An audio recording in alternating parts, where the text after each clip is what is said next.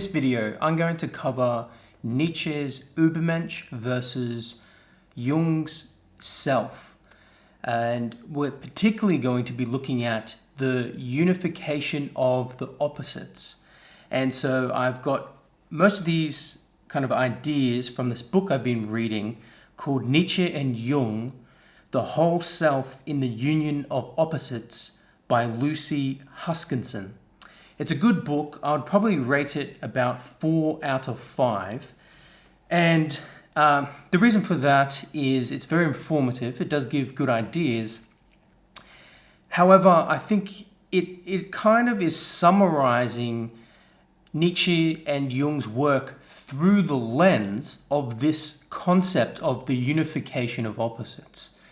Now, so I'm kind of in this video going to be dealing with the contents of the book, and then Nietzsche's writing, and then Jung's writing, and then my own understanding of things, and I'll also include some dreams that I've had that I think will kind of give life to some of these concepts as well. So there's a lot to go through, so bear with me, stick with me, and you'll understand a little bit more about these concepts of Nietzsche and Jung, especially this idea of the unification of opposites. Okay, so basically I'm going to first outline just a little contrast between Freud and Nietzsche and Jung, because Nietzsche and Jung's models of the unification of the opposites, models of the psyche, are kind of similar, because Jung built a lot of his ideas on Nietzsche's ideas. So Nietzsche kind of pre-shadows the kind of ideas we see in analytical psychology, especially kind of the idea of the collective unconscious. Nietzsche kind of pre-shadows those ideas. In fact, even the shadow is something that Nietzsche comes up with as well. I don't think, and Jung gives a lot of credit to Nietzsche in regards to the ideas of the unconscious, but he doesn't really give much credit when it comes to the shadow and things like that, which I think Jung is kind of hiding away a little bit some of the influence that he really gained from Nietzsche in some regard. Okay, so Freud conceptualizes, for example, in dreams, that there is a thing called signs. So signs point to something that we already know. Signs conceal information within the unconscious, but this information came from consciousness originally. That's kind of Freud's kind of view of it. That the unconscious is made up of remnants from consciousness and produces signs to uncover the underlying wishes and motives. Okay, and so the result is a kind of reductive thinking with a motivation, with the sexual motivation that Freud posits. So signs reveal these underlying unconscious motivations in the Freudian model of the mind, and this is kind of why Freud's kind of understanding is seen to be a little bit more scientific, in the sense that it's using that reductive method of uncovering something in the unconscious that was first conscious.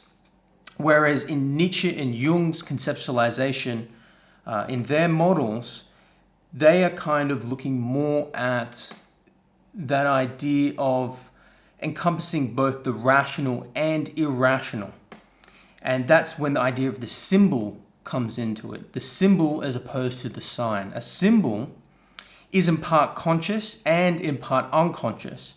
It is a dynamic living entity that expresses something not fully graspable. So the symbol is a little bit antagonistic towards the idea of rationality, because it can't be fully grasped by rationality alone. Okay, so the symbol the unconscious is an autonomous entity that can function in opposition to consciousness. Okay, so both Jung and Nietzsche's writings kind of reflect that idea. And the result of constructive idea of personality. So both Nietzsche and Jung's models point towards this idea of the potential of the psyche becoming whole, okay? And symbols reveal this potential of becoming whole, okay? It reveals the heights of psychic development. And that is kind of the function of the symbol, is to help someone become whole, reaching their full potential. And this includes a synthesis of the rational and irrational. It's an expansion of all different kinds of knowledge in the psyche, such as emotions, imagination, intuition. And it's an enlargement of the capacity for someone's personal growth and creativity. So this is kind of the end game of Nietzsche and Jung. This is their process. This is the end result that they're kind of looking for. Okay, and so that's in contrast to Freud.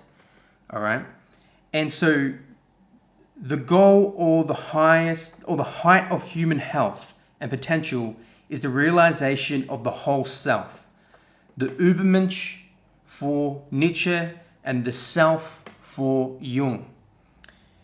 This achievement is marked by creativity, which is achieved by the cultivation and balance of all antithetical psychological impulses, both rational and irrational within the personality.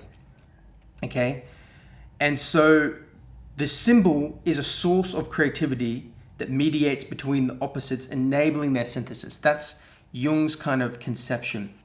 Now, so we can see the difference there between Freudian psychology and the sign that kind of uncovers these unconscious wishes and the sexual instinct, and then the Nietzschean and Jungian kind of idea of the symbol, which is looking at the potential and of the development of a person, the potential of their creativity, and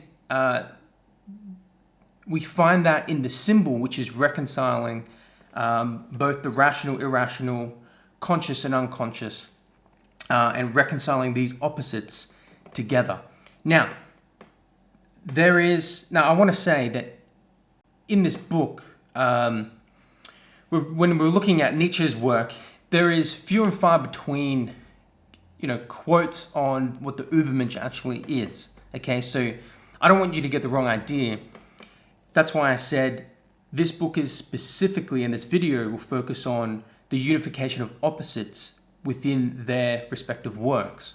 Because I think there is more to what's going on in their works, but we have to look at, one thing at a time, I guess. So in this video, we're looking at the union of opposites.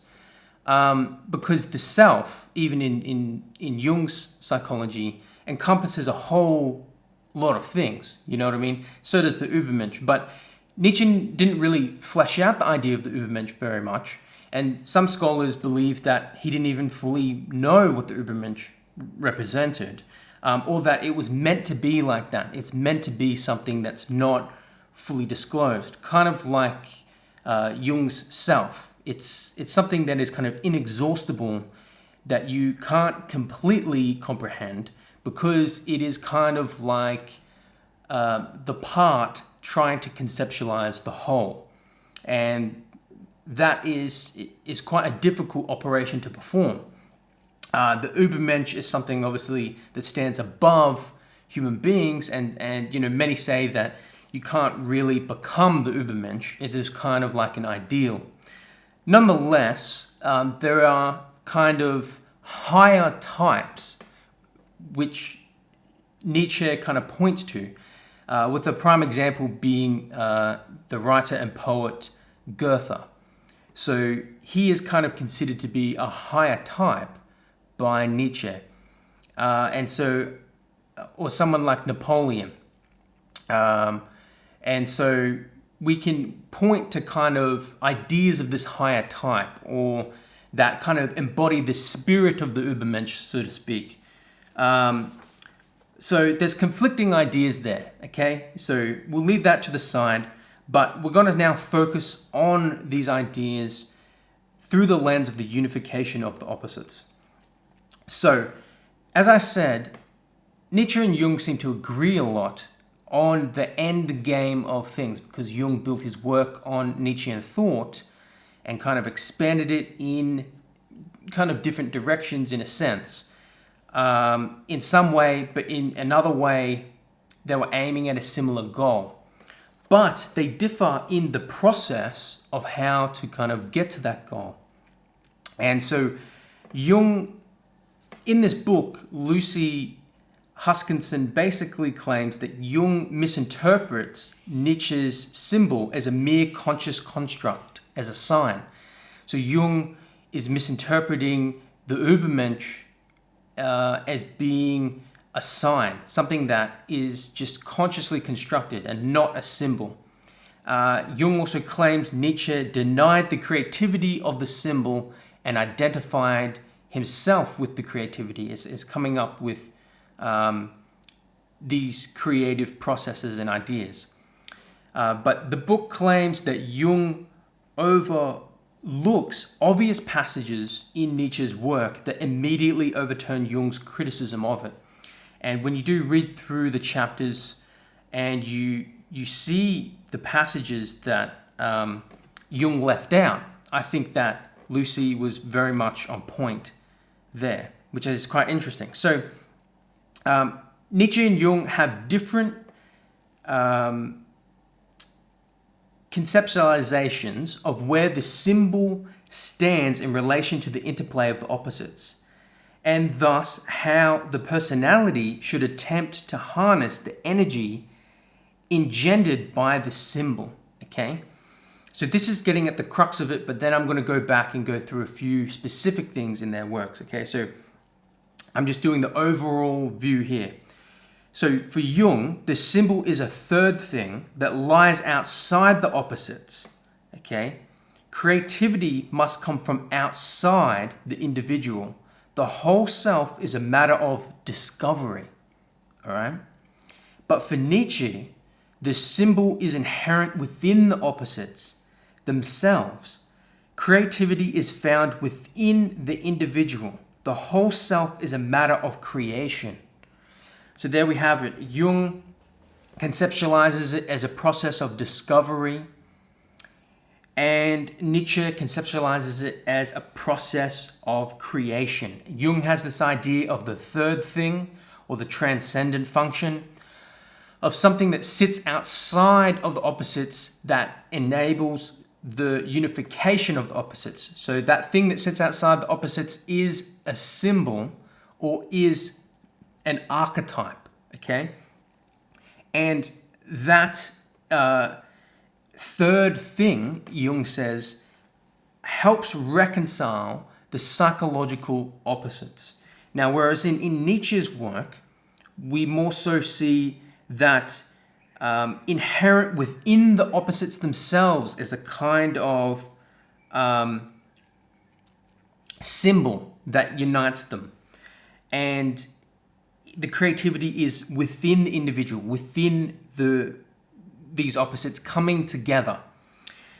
And the reason why that is because Nietzsche basically talks about the will to power, and Lucy kind of, by picking out different things, shows her view is that the will to power is the kind of energy or life force that inhabits the underlying process of the unification of the opposites. And we'll get to that soon. There's a lot here because Nietzsche kind of builds on work from Heraclitus, because Heraclitus had a view of the opposites where basically they are, and this is Nietzsche's view, is that the opposites come from an original source, and then they split off, and the because they split off, they now seek each other again. They seek to reunite again because they originally came from the same source. And the kind of means by which they do that is through the will to power. And so out of that comes this interplay of the opposites, of the instinct that kind of turns on itself and splits. And through that inner conflict, we have this expansion of the personality. Now, it might be a good time to actually go through some of the specifics here. So let's do that. So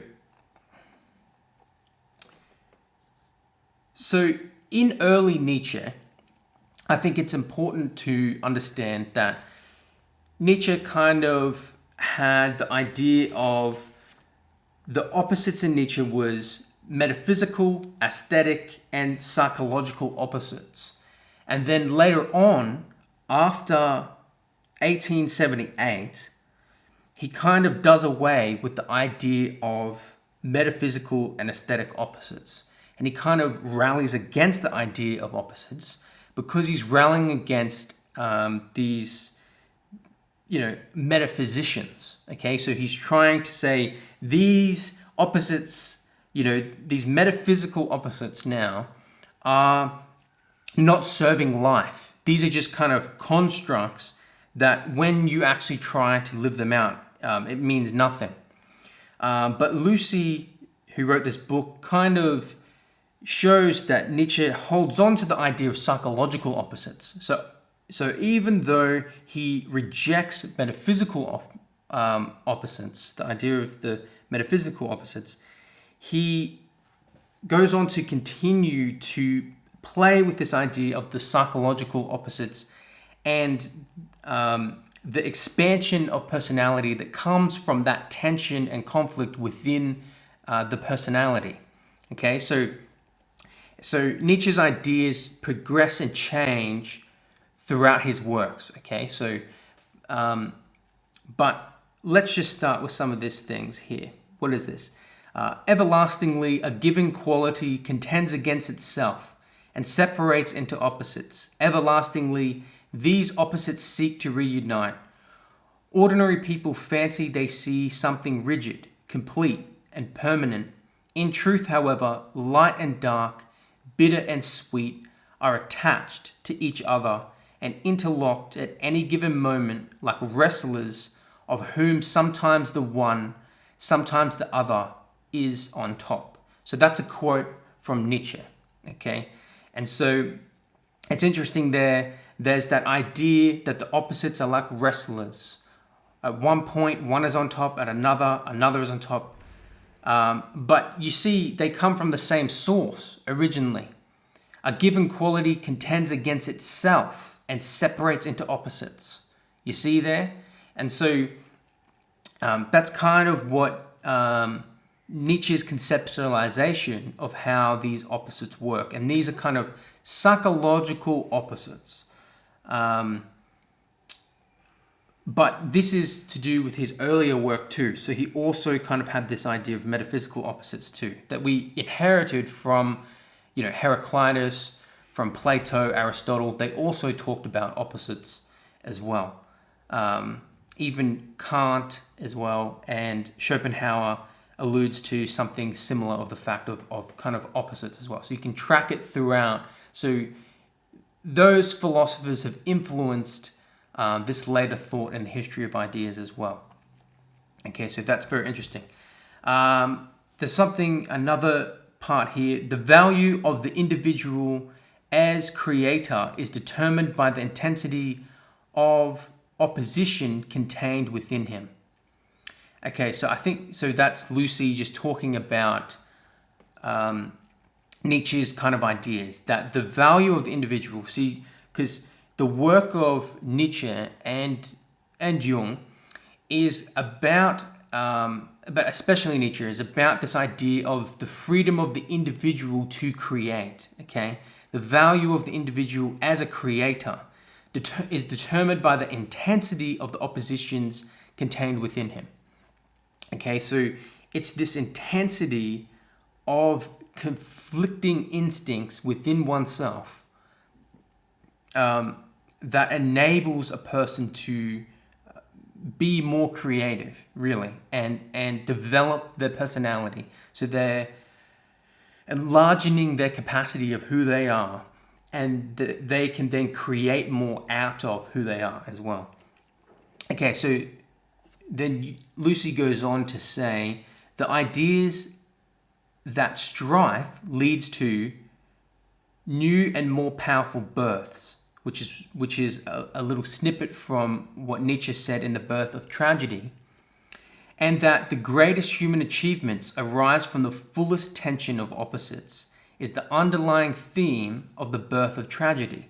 Okay, so in The Birth of Tragedy, Nietzsche's kind of first official kind of book is this idea of the Apollonian and the Dionysian. Okay, and these are two different Greek gods that Nietzsche kind of uses for his own purposes, because Lucy kind of elucidates in her book that they're not 100% historically accurate in alignment with how Nietzsche used them. However, they are historical kind of figures, but Nietzsche kind of likes to do this. He takes different figures from history and uses them for his own purposes, similar to how he used the idea of Zarathustra in his book, Thus Spoke Zarathustra. So he's taken these Greek gods, the Apollonian and the Dionysian, and he's used them as kind of these principles of opposites, okay? And that that the greatest kind of art, the greatest kind of creative, ability has in Greek has come out in Greek tragedy, and that was a result of these two counter forces, the Apollonian and the Dionysian. The Dionysian being connected to kind of music, connected to the body, connected to kind of like the primordial, images kind of thing. So it's more akin to, I guess, something similar to Jung's idea of the collective unconscious in a sense, because it is this deep unconscious kind of,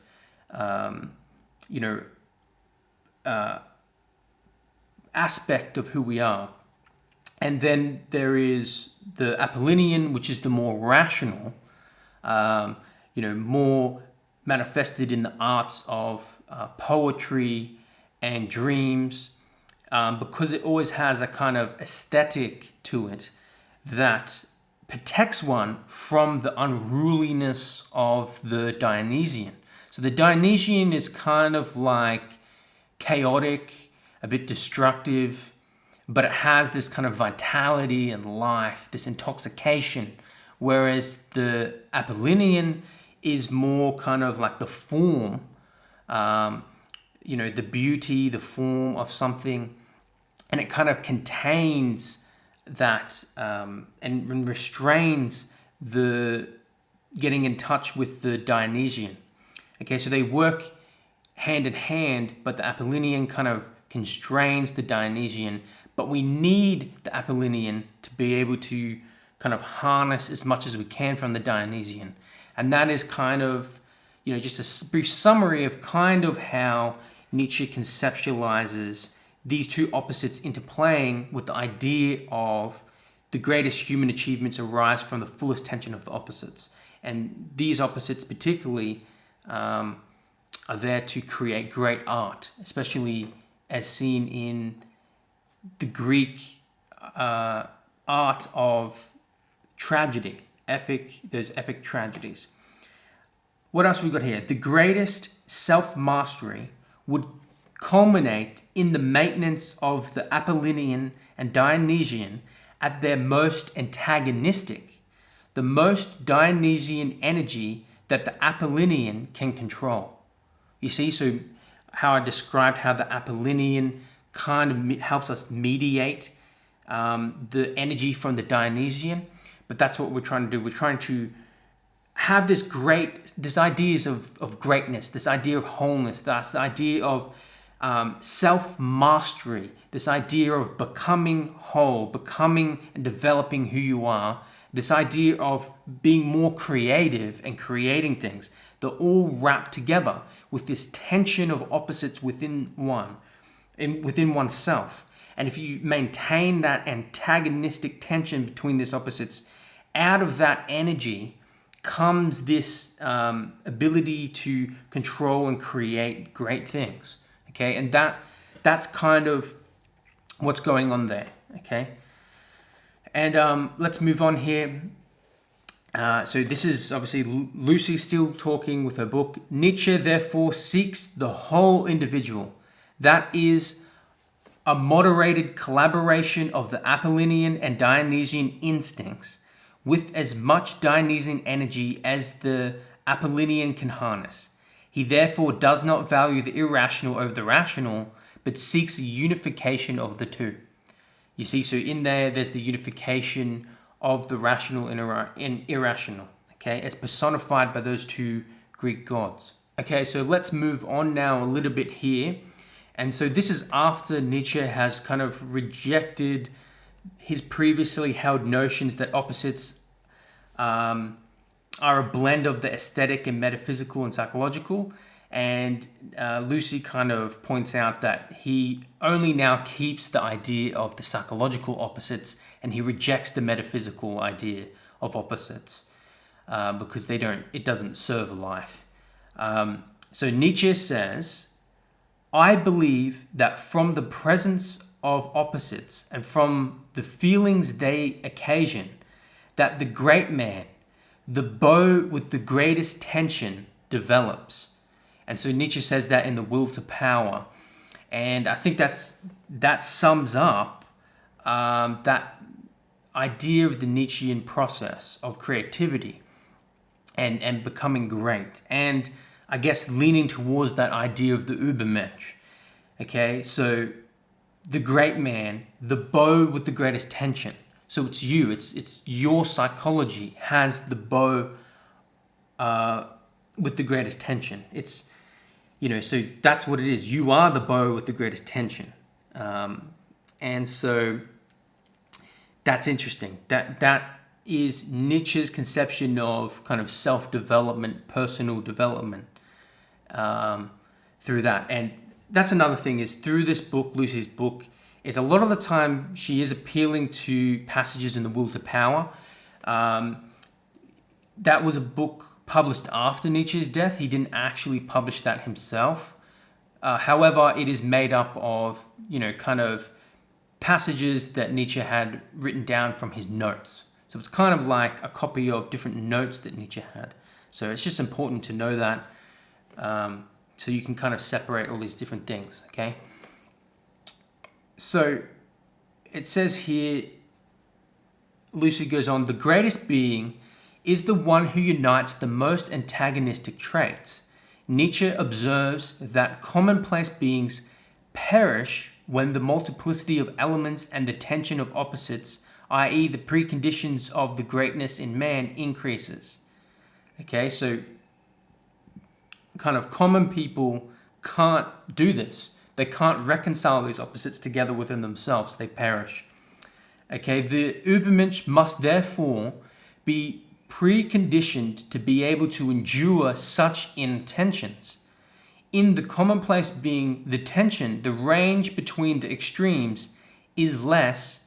The extremes themselves are obliterated to the point of similarity.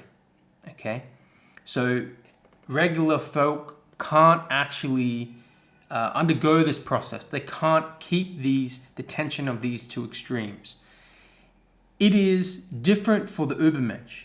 It is in precisely this compass of space, in this access to opposites, that Zarathustra feels himself to be the highest species of all existing things. The Ubermensch, however, does not merely represent opposites in their multitude. Rather, he symbolizes the unification and synthesis of opposites that is appropriate to the further promotion of creativity. In other words, the Ubermensch does not seek a mere accumulation of antithetical elements, but an increased coordination of a harmonizing of all the strong desires. Thus, greatness of character does not consist in not possessing these effects. On the contrary, one possesses them to the highest degree, but in having them under control. As we saw in chapter 2, Nietzsche's notion of control is expressed in his concept of self-mastery, which is itself explained in terms of equilibrium and moderation. He maintains that the most moderate will prove to be the strongest. We also saw in that chapter that the Apollinean and Dionysian impulses have to be balanced by one another if either is to be activated to its highest degree. Okay? And so there's those principles of Nietzschean thought in there. This idea of moderation, this idea of equilibrium and balance between the opposites, and the tension between the opposites, and out of that tension creating greater works of creativity. Okay? And so that's all built in that system of ideas. The Ubermensch must promote both opposites in the binary pair, unlike the typical man, who does not understand the necessity for, so this is a quote by Nietzsche, does not understand the necessity for the reverse side of things, that he combats evil as if one could dispense with them, that he will not take the one with the other, approving only of one part of things, qualities, and wishing to abolish the others. The ideal conceived as something in which nothing harmful, evil, dangerous, questionable, destructive would remain. Okay, so Nietzsche there is criticizing kind of the average person and is saying they only see things one-sidedly. They don't see the reverse side of things, so they can't actually expand their consciousness. They can't actually expand their ability for creativity and their capacity to think of things in multiple ways, because they're stuck in a one-sided view of things. That's why in the Nietzschean idea of the opposites, you kind of are provoking and bringing up an undervalued element. So if the Dionysian, for example, was undervalued, you would provoke that and bring it up so that then the tension will be able to come into place, so that you actually are pulling back the bow of tension, and so that's kind of the Nietzschean idea. So let's continue here. The Ubermensch stands apart from this ideal, is what Lucy says. In Nietzsche's words, all right, this is a quote by Nietzsche, with every increase of greatness and height in man, there is also an increase in depth and terribleness. One ought not to desire the one without the other, or rather, the more radically one desires the one, the more radically one achieves precisely the other. Now that's from The Will to Power, right? And so in that you can very much see seeds that lead to Jung's idea of the shadow, okay? The more you move in one direction of morality, the greater, the bigger the shadow is and is created. So it's a very interesting idea there, this reconciliation between these opposites, okay? Here's another quote. One cannot be one without being the other. With every growth of man, his other side must grow too. That man must grow better and more evil is my formula for this inevitability. Close quote. So that's an interesting quote right there. That's an interesting quote. And I think that would point towards the idea of shadow work in Jungian psychology. Okay?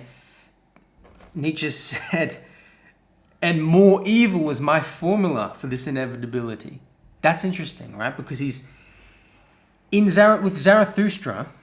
See, this is why this is just crazy, because, the whole corpus of Nietzsche, it's pretty complex stuff. But basically, within Zarathustra, there's the idea of, going beyond good and evil, okay? And so we go beyond good and evil by kind of bringing back Zarathustra, who was the originator, who created this split between good and evil. And so in going beyond good and evil, we're kind of bringing good and evil back to the source of where it came from, which is in ourselves. So big capital M morality of good and evil, kind of like of Christianity, big M morality gets diminished, comes back into ourselves, and then now we can go with the creative force of which we created good and evil through the idea of Zarathustra. We can now harness that creative potential and capacity to now create small m morality out of whatever serves us as a creative individual, right? And so that's this idea, is that this idea of the formula being more evil, and so it's kind of creating your own little m morality in servitude to the creativity of the individual. That's what it is, okay? Something like that, okay? So look, these ideas are twisty. So, okay, here's another quote, I believe. Most men represent pieces and fragments of man. One has to add them up for a complete man to appear. Whole ages, whole peoples are in this sense somewhat fragmentary. It is perhaps part of the economy of human evolution that man should evolve piece by piece. But that should not make one forget for a moment that the real issue is the production of the synthetic man. Close quote. Yes, that was a quote by Nietzsche from The Will to Power. Okay. So Lucy goes on to say that Ubermensch is not the disorganized totality of unconnected fragments of the mediocre man. He has synthesized every aspect of himself into a productive whole. He is a full, rich, great, whole human being in relation to countless incomplete, fragmentary men. Okay? The Ubermensch encompasses the fullest range of human capacities. All right? And he is synthetic because he must artificially exaggerate weaker instincts so that a greater conflict of drives can be promoted within him. Unlike the typical man who merely arranges the pieces of mankind, the Ubermensch possesses, open quote of Nietzsche, the mighty capacity to draw together and unite, to reach the remotest threads and to preserve the web from being blown away. Who unites what he has brought together into a living structure, close quote. Open quote, a ruling structure that lives, in which parts and functions are delimited and coordinated, in which nothing whatever finds a place that has not first been assigned a meaning in relation to the whole, close quote. Open quote, in men in whom everything, knowledge, desire, love, hate, strives towards a central point, a root force, and where a harmonious system is constructed through the compelling domination of this living center, close quote. So you can see there that in Nietzschean idea, there's this idea of the different fragments of someone coming together, right? And the average person struggles to try to bring these things and reconcile them together, and they can't really do it. But the idea of the Ubermensch, this higher kind of man, is able to kind of bring together these different forces, and even within himself kind of draw out this tension, create tension within himself to draw out the capacity that he has as a creative being. Okay, so let's keep going here. So Lucy basically says, in The Gay Science, Nietzsche further notes that many hecatombs of human beings were sacrificed before these impulses learned to comprehend their coexistence and to feel that they were all functions of one organizing force within one human being. So that's interesting. So as we've kind of evolved, it took a while for the different instincts to kind of order themselves, to get themselves in order to work together. So this is kind of this hints at this idea of different values as well. These different instincts represent different values, though different aspects, fragmentary, of a human being, and these different instincts have within the personality have to come together and integrate and learn how to function with one another, how to coexist, how to move together in one organism as a human being, right? So the individual can live out their life. So these forces are kind of all competing, but you want them to kind of, in competing, in that tension, you want them to also cooperate. It's this kind of dynamic living structure, right? And that's what it's hinting at here, that Lucy in this book continues to go on. The living structure of the Ubermensch thus exhibits a unity dictated by a central organizing power that gives the opposite instincts their way and measure, and precision and clarity of direction, so that they can develop and work for the whole. In other words, the Ubermensch possesses all the strong, seemingly contradictory gifts and desires, but in such a way that they go together beneath one yoke. Okay, so as a unifying principle, Nietzsche must promote one instinct above all others, one that can be justified as having static dominance, one that destroys the aesthetic ideal and expresses the individual's life as inherently valuable. Okay, and then she basically goes on to basically say that the central organizing power is the power of adaptation, or the will to power. Okay, and so it's this strongest instinct that Nietzsche alludes to. Okay, and it is that power that increases the capacity for creation through the union of opposites. And so it's this power of overcoming oneself. Okay, the central organizing power of the will to power, and that is kind of this force or something that is working through this process of the unification of opposites within the personality. This will to power, this instinct, the greatest instinct. Now, that is Nietzsche and the Ubermensch unifying the opposites. Oh, this is a longer video than I thought. Okay, we're moving on to Jung. In Jung,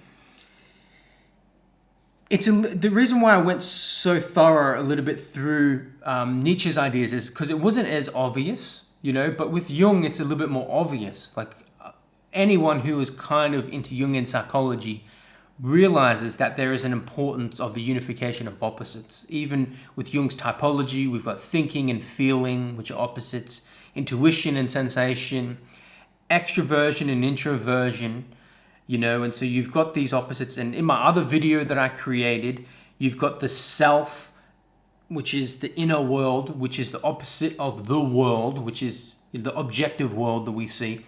So we've got this tension between the opposites, right? And it's a pretty known thing. So I thought I would get into some of the more maybe interesting things. Here we go. Open quote.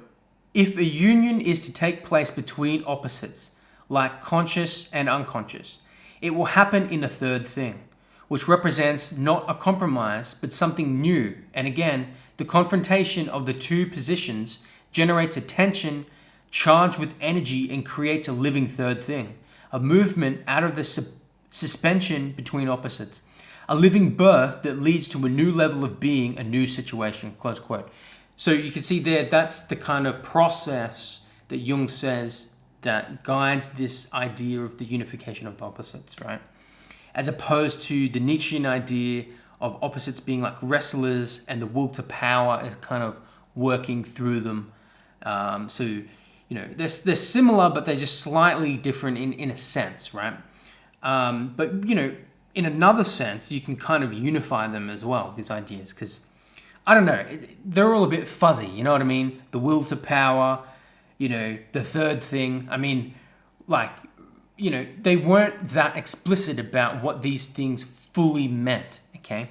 But later on, we'll figure out that the third thing kind of relates to the symbol, and the symbol relates to the archetypes, okay? So there's hints there of what the third thing really is, okay? And in another video that I've already created, you can look at my channel, I have created something about the transcendent function. That also has to do with the third thing. A new situation comes out of the tension of a problem with this opposites. Okay. All right. Open quote. The male-female syzygy is only one among the possible pairs of opposites, albeit the most important one in practice and the commonest. It has numerous connections with other pairs which do not display any sex differences at all and can therefore be put into the sexual category only by main force. These connections with their manifold shades of meaning are found more particularly in Kundalini Yoga, in Gnosticism, and above all in alchemical philosophy. Close quote. So that's a very interesting idea right there.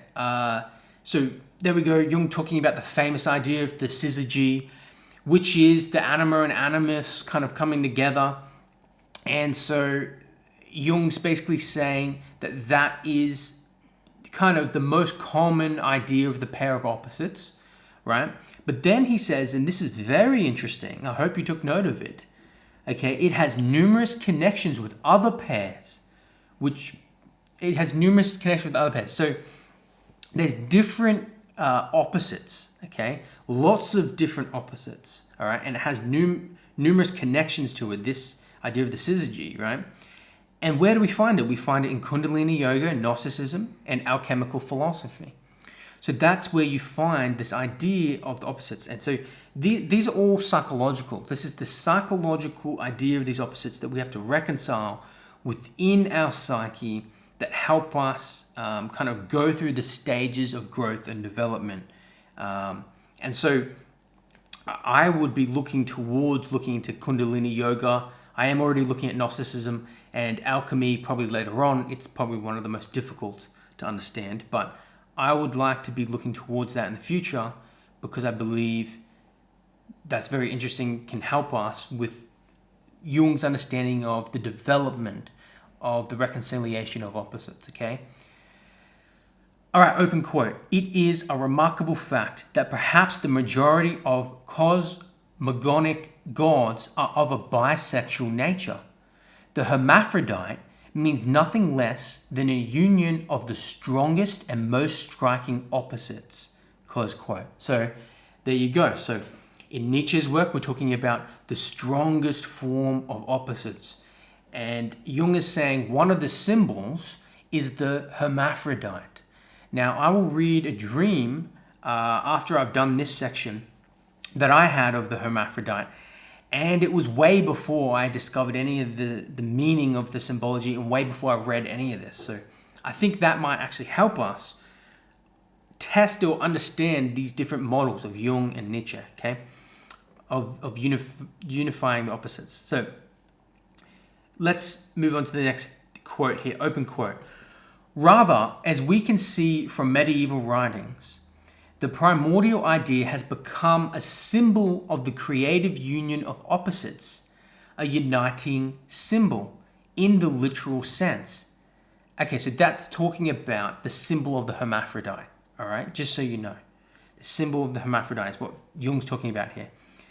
In its functional significance, the symbol no longer points back, but forward to a goal not yet reached.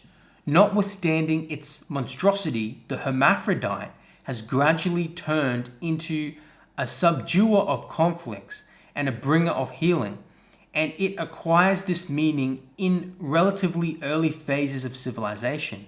This vital meaning explains why the image of the hermaphrodite did not fade out in primeval times, but on the contrary, was able to assert itself with increasing profundity of symbolic content for thousands of years. The fact that an idea so utterly archaic could rise to such exalted heights of meaning not only points to the vitality of archetypal ideas, it also demonstrates the rightness of the principle that the archetype, because of its power to unite opposites, mediates between the unconscious substratum and the conscious mind, close quote. So there's a lot of things going on there, but in the beginning, he's saying that this idea of the hermaphrodite resembles is the uniting symbol of the creative union of opposites.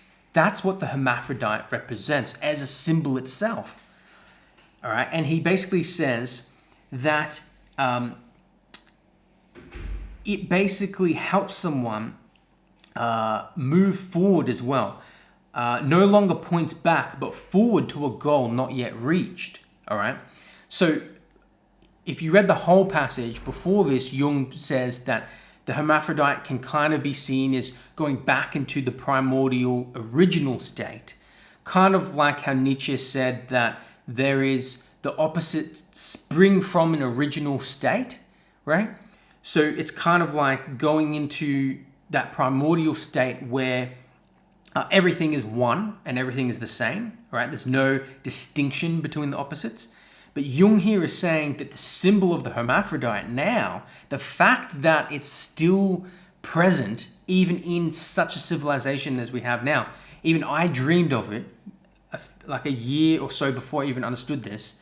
So the fact that we still experience this symbology, the symbol of the hermaphrodite, in Jung's idea means that this symbol now points forward to a goal not yet reached. See, so it's pointing towards this expansion of the personality, the expansion of being able to create, to be creative. So he says a symbol of the creative union of opposites. All right, so when you unite opposites, a certain capacity of creativity comes from that within your personality, within who you are, because you're not just a simpleton, a one-sided bonehead. You actually have this creative tension and capacity in you, this vitality that's coming up. And Jung's saying that these symbols, which he says later in that passage, connects to the idea of archetypes. So these symbols are archetypes. They are archetypal ideas, okay? So the symbols is kind of like a personification of an archetype that contains the power within it, that unites the opposites and mediates the unconscious stratum and the conscious mind, all right? And so that's kind of what the archetypes do. They come in the form of symbols, and they mediate between conscious and unconscious. All right, so we've been going through a lot of stuff here, right? But I hope that you get the kind of idea of what's going on there. Now I want to move on here too. There's this other quote by Jung that's very interesting, and if you've been watching recently in the sky, or you know anything about kind of astronomy or astrology, yes, they're different, astronomy or astrology, right? You'll know recently there's been the conjunction of Saturn and Jupiter in the sky, and that's happened just the other day, and that's just a coincidence, complete coincidence. But let me read this quote, open quote. Unlike Saturn, Jupiter is a beneficent star. In the Iranian view, Jupiter signifies life, Saturn death. The conjunction of the two, therefore, signifies the union of extreme opposites. Close quote. So that's a quote by Jung, right? Again, talking about symbology of the union of extreme opposites. So the hermaphrodite resembles that, the union of extreme opposites, and so does Saturn and Jupiter resembles the unification of extreme opposites. Now, I want to share with you two dreams I've had. The first one has the hermaphrodite in it, and the second one has Saturn and Jupiter in it.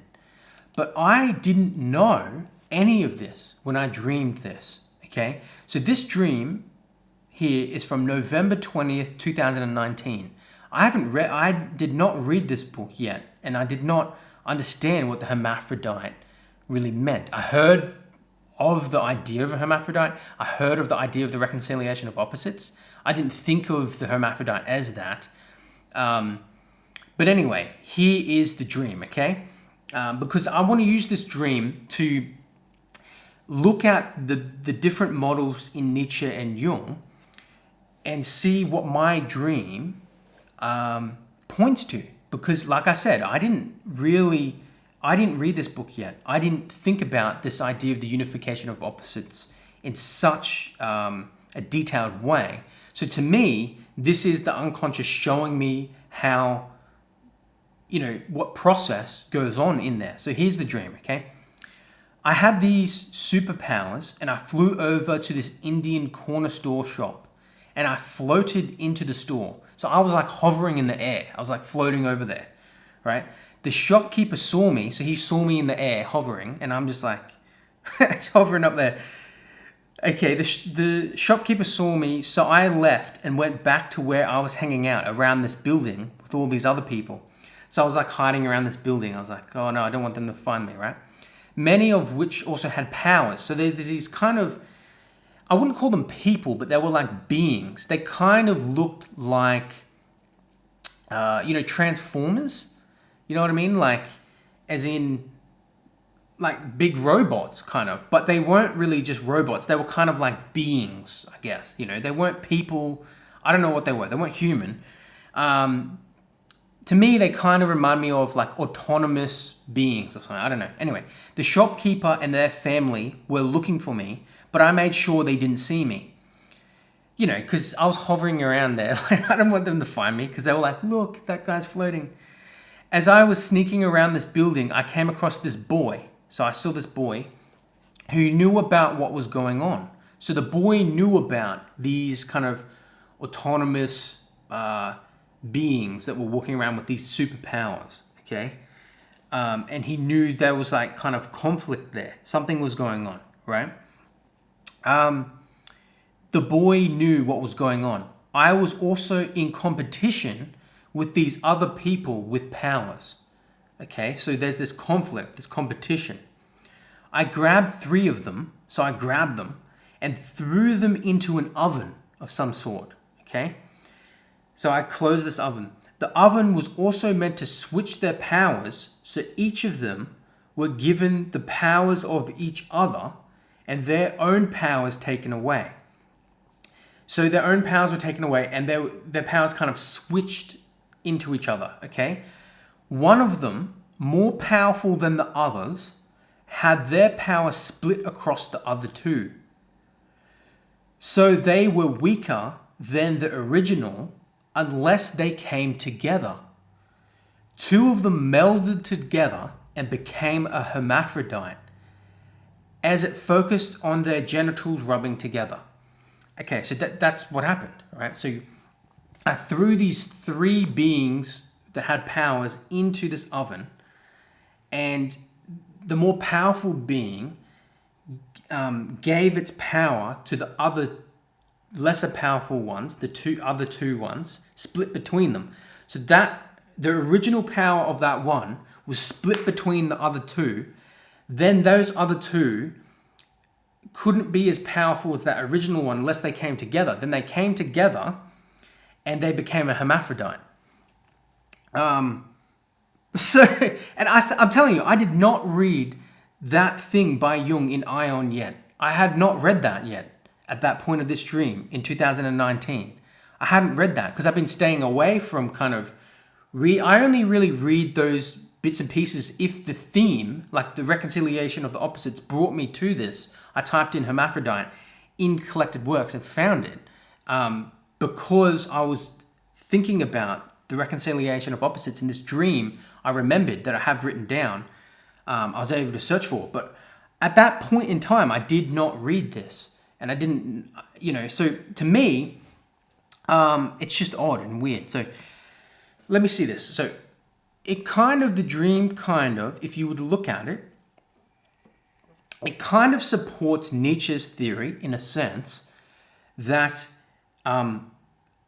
that the power or the will to power, right, is kind of this driving force behind the opposites reuniting, and that the original source comes from something else, right? So the original power was then transferred to the 2 and split between the 2, right? So that kind of shows the will to power is the underlying kind of force that enables that then is split between 2 forces that enables them to then seek reconciliation. You see, with the instinct turning on itself to create tension within the personality and a transformation.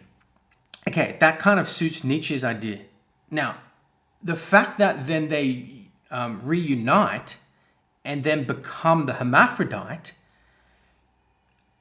points to Jung's idea of the model of the reconciliation of opposites, because then not only do the two come together, they come together in a symbol, in the symbol of the hermaphrodite. And Jung points and says that's not the same as the original state, right? Going back into the primordial, that now symbol represents going into the future, some part of the potential that goes into the future, which I mentioned just earlier in that other quote. Okay, that the symbol now represents some type of potential in the future. Okay, and so that dream I had in 2019, November 2019,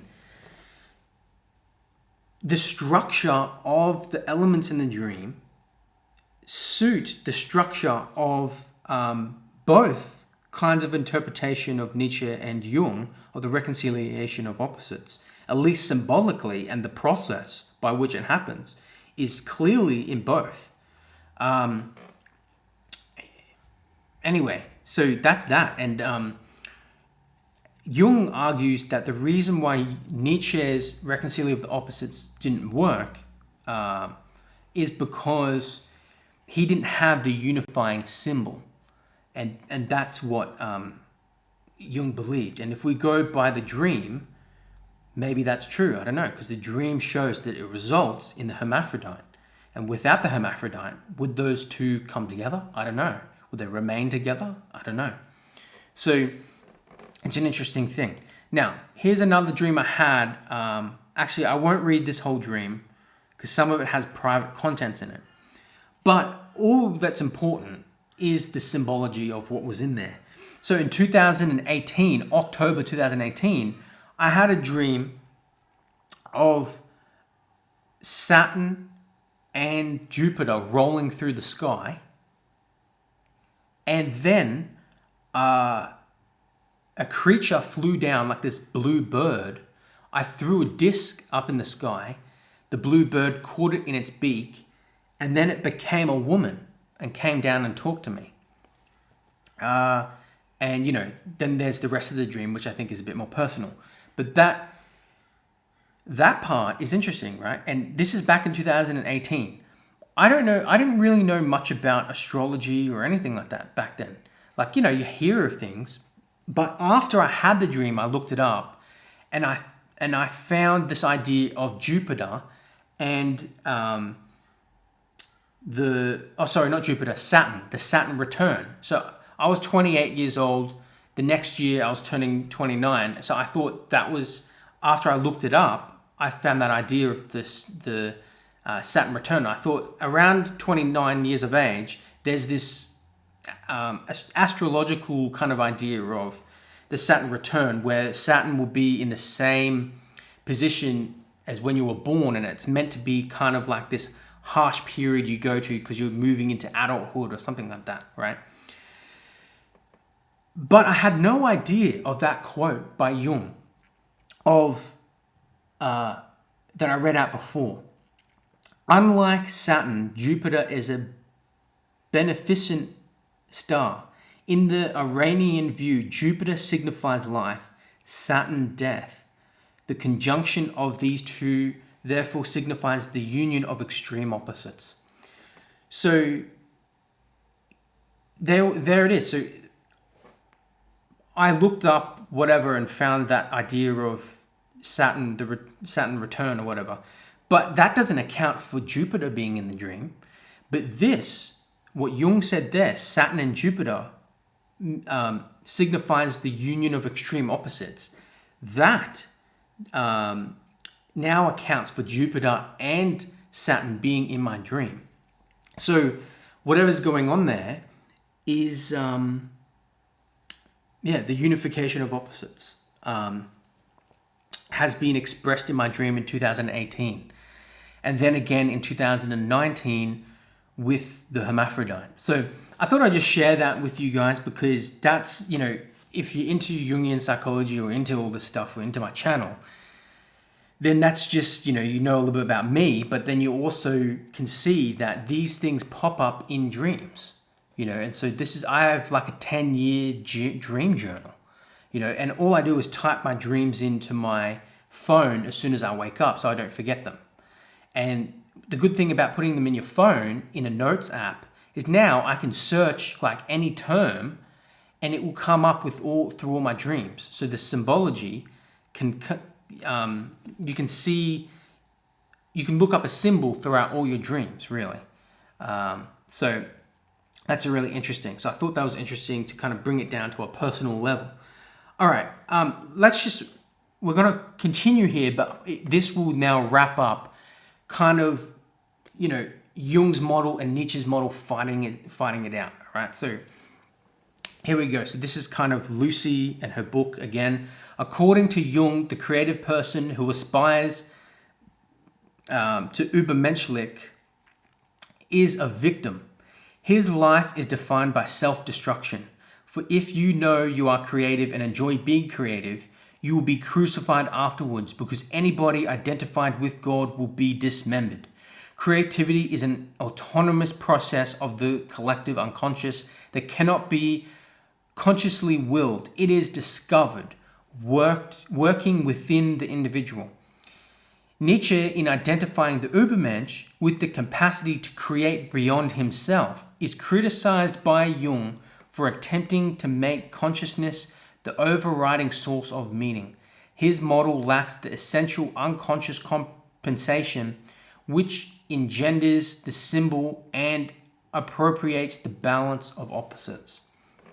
Okay, so that's what I said before. Jung's criticism against Nietzsche is that he didn't have this idea of this unifying symbol. All right, but then interesting thing that Lucy does is she then does a Nietzschean kind of critique on Jung, or at least kind of flips it around and tries to argue back against Jung through Nietzsche's own work, and very much so, Jung did overlook clearly things that Nietzsche said that would overturn some of his criticism, and it's just in there. But there's a quote by Nietzsche: "Do not, above all, confound me with what I am not." All right, so I thought that was interesting. So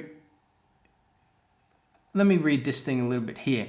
Jung praises Nietzsche for discovering the existence of the collective and autonomous unconscious, right? So he praises him for that, but he criticizes him for not admitting a spiritual realm outside the body, of which it was unconscious. Jung escapes contradiction by maintaining that Nietzsche only intuits the existence of the unconscious. He does not grasp its essential meaning and therefore does not acknowledge its implications. In particular, the fact that it is active within him, that he is identifiable with more than mere body. Okay, so that's Jung's kind of criticism. Although Jung's interpretation is at first sight sound, it is untenable, Lucy writes. Nietzsche certainly intuits the autonomous unconscious of Jung's model, but his insight into the dynamic of the unconscious is more than intuitive. That's what Lucy writes, right? Nietzsche is aware of the essential meaning of the unconscious and not only admits a spiritual realm outside the body, but also critically applies his model to himself. Okay, so this is the thing. Jung himself argues that Nietzsche argues for a sort of thing in itself behind the psychological phenomenon. Now, if that's true, then by definition, the thing in itself cannot be identified with the body, right? Which would then imply a spiritual kind of thing beyond the body, right? And here we go. Indeed, in the same chapter, Nietzsche writes, the self rules and is also the ego's ruler. It says to itself, I am the ego's leading string and I prompt its conceptions, close quote, all right? Lucy goes on in her book, Nietzsche clearly postulates here something beyond the ego, something indeed that would seem to have a spiritual status. So the Nietzschean self is not, as Jung argues, identified with consciousness alone. Where, because Nietzsche there has said that there's the difference between the self that is basically ruling the ego. There's the ego's ruler, right? Okay, when Nietzsche writes that the self as an unknown unconscious sage, right, in one place, and another place lives in your body, he is your body, right? And now, this is what Lucy says, he is not referring to a body that is merely ego conscious or physiological.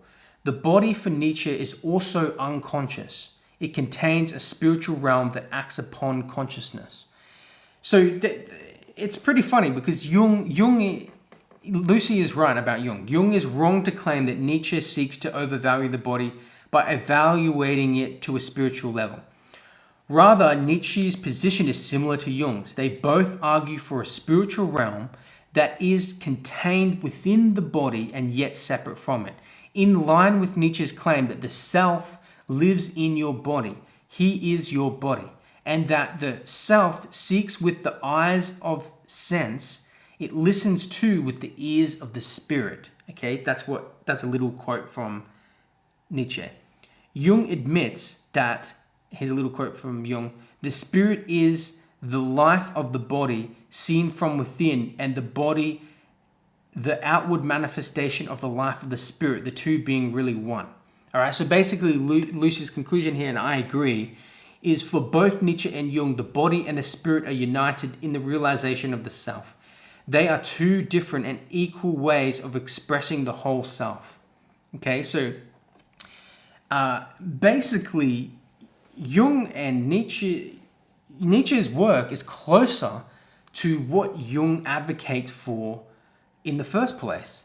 So for him to turn around and criticize him is maybe taking Nietzsche out of context at times.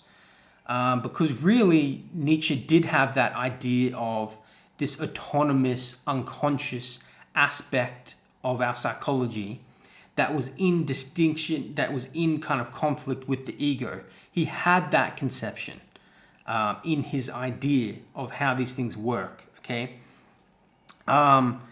And so, yeah, I just think that's interesting. And then also later on, and I picked up on this too, Jung does further contradict himself later when he maintains that there needs to be a symbol present in Nietzsche's work, but he couldn't find it, right? Because he claims that the eternal recurrence and the Ubermensch are inventions, right? And they're bold attempts of consciousness. So they're just kind of conscious constructs or conscious inventions. But later on, Jung claims that the eternal recurrence is an idea that has prevailed for many centuries and is as old as mankind. That's what he says in a different seminar on Zatzberg, Zarathustra. So if this idea of the eternal recurrence is as old as mankind, then it's an archetypal idea, which means it's linked, which means that it's a symbol. Okay, so it can be this archetypal idea of the eternal recurrence is symbolized within the Ubermensch, in Nietzsche's Ubermensch. So Nietzsche's Ubermensch and the teachings of Zarathustra, which Jung also says, the teachings of Zarathustra are like an archetypal saving symbol, like a savior symbol, right? So even Jung admits that Zarathustra is kind of like a symbol that preaches the idea of the eternal return, the Ubermensch, right? And so that is, even within those symbols and the idea, if we take the Ubermensch and the eternal return and the will to power as kind of teachings of the symbol of Zarathustra, then we can see that there is this archetypal birth of a new idea of the Ubermensch. So basically, Lucy is showing how in Nietzsche's work, you can kind of post hoc look at Nietzsche's work and see Jung's ideas of the symbols and stuff, and how the process of the unification of opposites happens in Jung's model can also be found and applied in Nietzsche's model as well, implicitly in the model, doing this post hoc analysis of saying, well, if Jung said that this is archetypal in Zarathustra, then we can see that these ideas are archetypal of the eternal return. We can see that there is a unifying symbol within the idea of Nietzsche's work of the opposites coming together, but it seems to be coming from within, as you have to create your, it's about creation as opposed to discovery, creating the whole self out of the reconciliation of opposites, out of kind of the Nietzschean idea of kind of stimulating or, trying to activate that tension within oneself, that pulling back of the bow, so to speak, within oneself. That would be the distinction between Jung's model of it just happens to you. It's a discovery. You discover the whole self through the unification of opposites, but these things happen through you and you don't really kind of provoke them. So that's kind of, I guess, where we're at right now. That's an explanation of the idea of the self, which is moving towards wholeness, the reconciliation of opposites, as it's happening to you. The self is like Jung's conception of God. God, and when he tries to explain God, he says God is that thing that happens to you. It's this that is beyond my control, the unconscious that kind of takes over and whatever.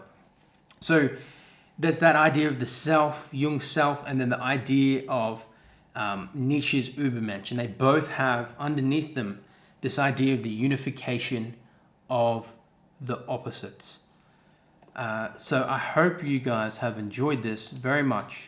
I've enjoyed it. It's been quite the ride to get here at this point. I'm sweating. But look, if you want to purchase this book, I've got an affiliate link in the description. It's called Nietzsche and Jung, The Whole Self and the Union of Opposites by Lucy Huskinson. It's a good book. Like I said, I rate it 4 out of 5. I think it's worth it. And it's a good synthesis of ideas. It also talks a little bit about Plato, Aristotle, Schopenhauer, Kant, and how their conception of the opposites influenced Nietzsche and Jung as well. So leave any comments you have, any dreams you've had, any ideas you have of the reconciliation of opposites, or questions you might have, and I will be happy to answer them if I can. So we're all here learning together. It's a lot of information, so I hope this one was okay. But I'll be releasing more on Jung and Nietzsche as well. And of course, thanks for watching, and I'll see you in the next video.